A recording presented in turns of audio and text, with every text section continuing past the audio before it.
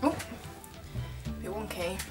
Oh my god, my hair is nuts. Why is my hair always nuts? What does it want from me? Hello and welcome to the monthly Q&A for September. If you'd like to get your question answered in a Q&A like this one, then head on over to ask.fm/Sharmalade and I will do my best to answer your question as long as it's not too rude. I hate myself a little bit. Question number 1.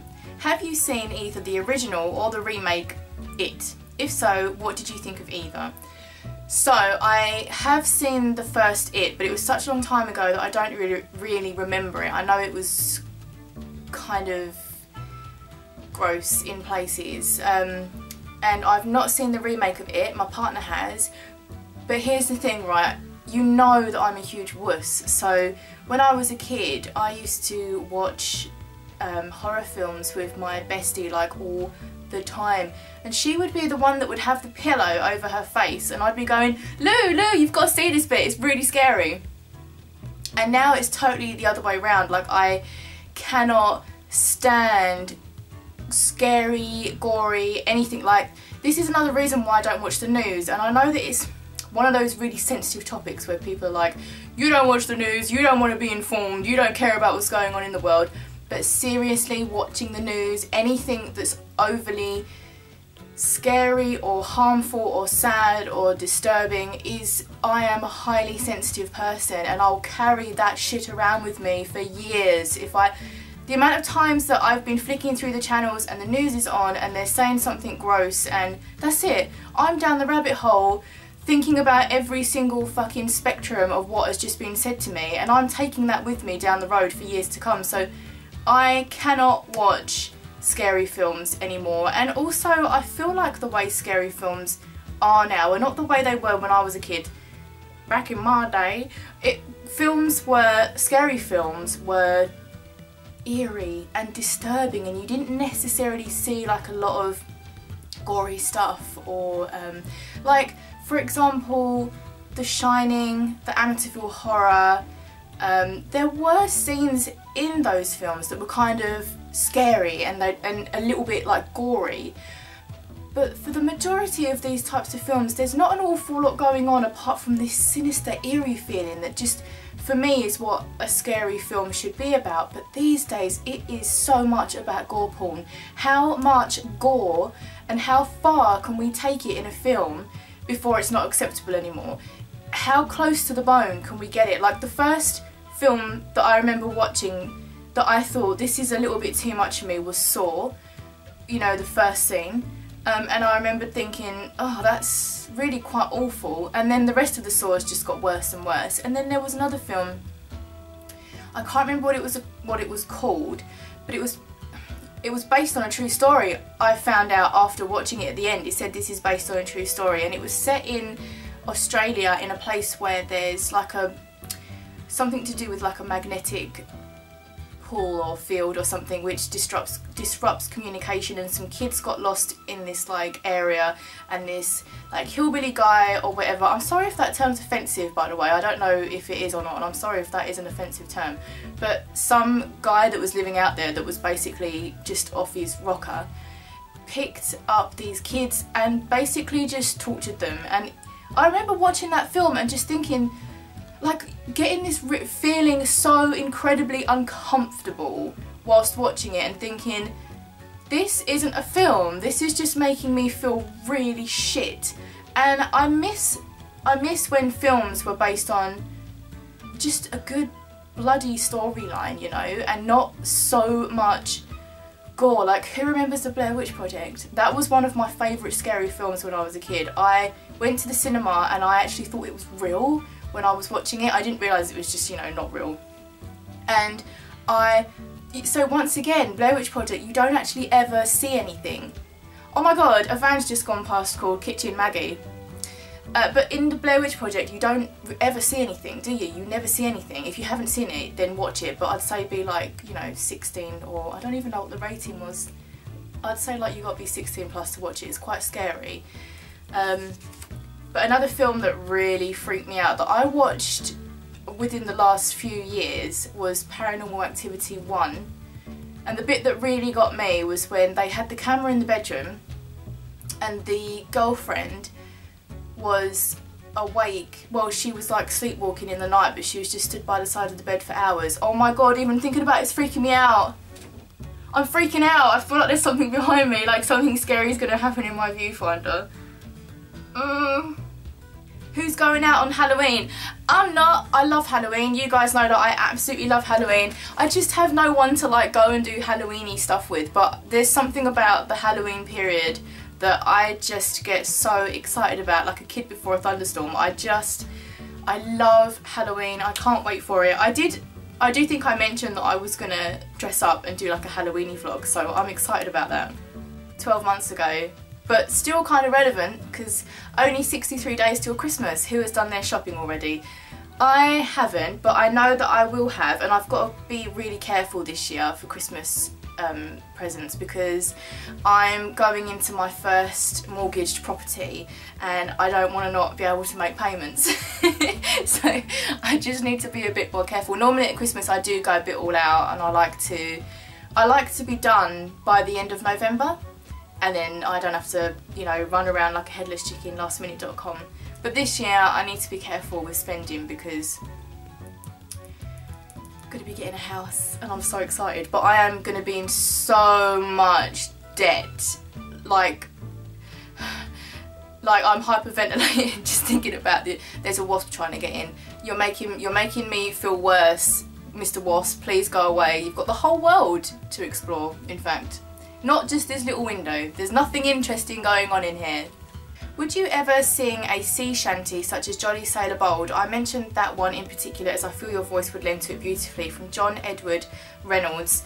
How odd. So I have never heard of the Jolly Sailor Bold song, but I did do the Daughter of the Sea shanty song. So hopefully that's a compensation for not seeing this question until 11 months later. Which one of the Dragon Age Tavern songs is your favourite? Oh my god, that's so hard. The one that is always stuck in my head is Oh Grey Warden, what have you done? The something you've taken has all but broken. Oath, that's the word I missed out. That one's always stuck in my head. But I do like I Am the One.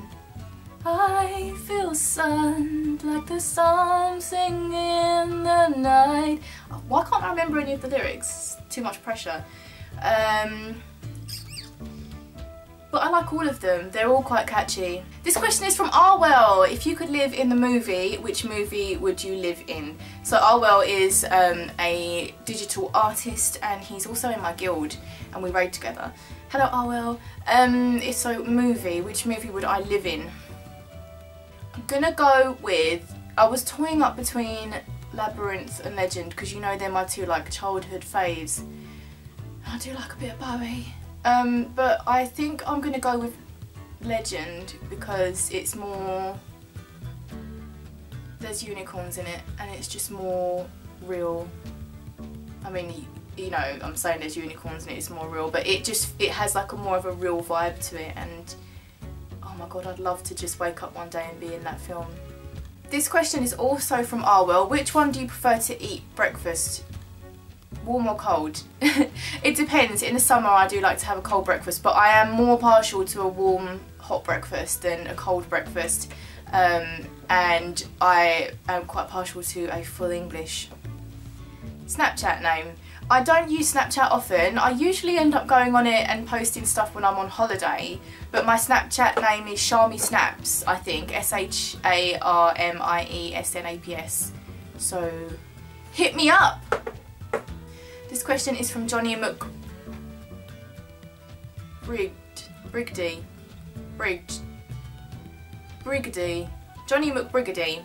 Hello Sharm, are you planning on playing the classic vanilla WoW servers when they come out? PS, you're the best WoW singer ever. Thank you. I am planning on playing them. Hopefully I'll be over my BFA addiction though, because right now I am just all about BFA. And I haven't touched like any other games that I bought in the Steam sale freaking ages ago, like Stardew Valley and Divinity's Sin.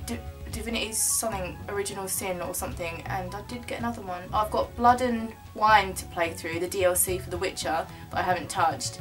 But I am looking forward to playing the classic WoW servers. I'm really intrigued to find out how they've handled how things used to be back then, and I'm wondering about the talent trees, and I'm just wondering how classic they're going to take it. And I hope that it is what I remember in vanilla, with the old talent trees and, you know, the way that you'd have to go to learn weapons and things like that, because I think it will be a huge eye-opener for the new players that have been playing since maybe like Wrath or whatever. I feel like it would be a huge eye-opener to see how the game actually was when it first came out, and how the different spell ranks and things like that, and how you could, based on, you know, situational circumstance, say as a healer, you could choose to use, say, rank 2 of your lesser heal, because your mana, that's what you could cater for with your mana in that situation. But I'm looking forward to seeing how classic they do take it. From Alexander Jimenez, it's a little late for this, but how did you enjoy Florida? Got to any of the theme parks while you visited? Well, since, oh no, that was 11 months ago. So I guess you're talking about the first time that I went to Florida, which was like 3 years ago, which would coincide with you saying it's a little late. And I did get to go to all the theme parks, and then I went again last year, about the time that you posted this question, and it was incredible. I went with my dad. He's never been anywhere like as spectacular as America. We've been doing a lot of, we did Portugal and Mallorca. That's his first abroad holidays that he's had really in his life, and he's 61 now. So last year was his 60th, and we went to sort of celebrate that and Ian's mum's birthday, and it was incredible. The only thing I will say that was a little bit of a downer was SeaWorld, because when I first went to SeaWorld like 3 years ago, I was very naive, and I went under the impression that, wow, this is incredible, it's magical and all that. And I don't want to taint anybody else's experience of it, but when we went the next time, I had learnt an awful lot, and Gigi had taught me an awful lot about SeaWorld, and I was very uninformed. And because I knew what I knew when I went last year, I actually felt really uncomfortable watching the shows at SeaWorld, and the shows were basically empty compared to the time that I went before. They were rammed. This time round there was hardly anybody there, and I've heard that it's going to be closing, so I kind of hope that it does, very much so. And but apart from that, we went to the NASA Space Centre, and it was incredible, and my dad was like a kid. Like, I made a vlog about it. If you have a search through my vlogs in my playlist, you'll see there's like a whole vlog about it. And it was just, for me, like, America is such an incredible place, and I feel like when I go to Mallorca, I've been to Mallorca a lot of times, so it feels like home from home, but so does America, and I've only been there like 3 times, so it's just such a great place. I kind of wish that I had been born in America, but a lot of Americans wish they were born in the UK, and the UK is a lot smaller, so I am very lucky. This question is from Chris Elson. Hi Sharmy, how do you make your live vids where you have the music vid in the background and you in the vid singing the song, as I've been doing a few songs for a friend, nowhere near your level of greatness? As I'm not that good, but I wanted to make a music vid where I'm in the same music vid that I'm singing too. Okay, so basically you're going to need a green screen, a whole lot of patience, and what do I use? Movie Maker. I use Movie Studio Platinum 15, which is like $20 I think, and it's like a really diluted version of Vegas, and it's got a thing in it called it's got an effect in it called chroma key. So what you would need to do is set up a green screen behind you, and you stand in front of it, and the green screen needs to fill the whole camera. So usually this is a huge issue that I have, because there's stuff everywhere in here, so I have a huge issue when I'm trying to use my green screen. Not for long though. When I move, I'm going to have a much bigger room. But anyway, I digress. Set up your green screen so that it fills the whole of your viewfinder or your screen. Stand in front of it, film, load up your Movie Studio Platinum or whatever software you're using, get the footage in there, pull it in, put the effect on it of chroma key, and then you'll see like a little dropper, you know, like where you can choose the colour. You can just choose a colour, it will say probably like a green, it will say like pure green or pure blue or whatever, but use the little dropper, click the green that's on your screen or whatever colour it is that you chose to fill your screen with, and voila, it will go. And then you can just put like some other footage over the top of that, above the track, or it might be below it, just try it, and it will just have you there. And then the I'm terrible at describing things, don't ask me technical questions because the answers just don't make any sense. Hi Sharm, I love your parodies. I wonder, do you have any Instagram I can follow? I do, and I'm really active on my Instagram. It's Songstress Sharm, all one word, so it does equal 3 S's in the middle. And I use it all the time. It's mostly a Maggiegram, but I've also been posting, I post stuff like when I go on holiday, and I post, I posted a picture of the house that I'm going to be moving into, and when I actually get in there I will probably post a load of pictures of it on there as well. So that is it for this month's Q&A. If you'd like to get your question answered in a Q&A like this one, then head on over to ask.fm/Sharmalade and I'll do my best to answer your question. Have a wonderful week, and I'll see you next Monday for the weekly vlog, and thank you to everyone that has been asking me questions. Bye!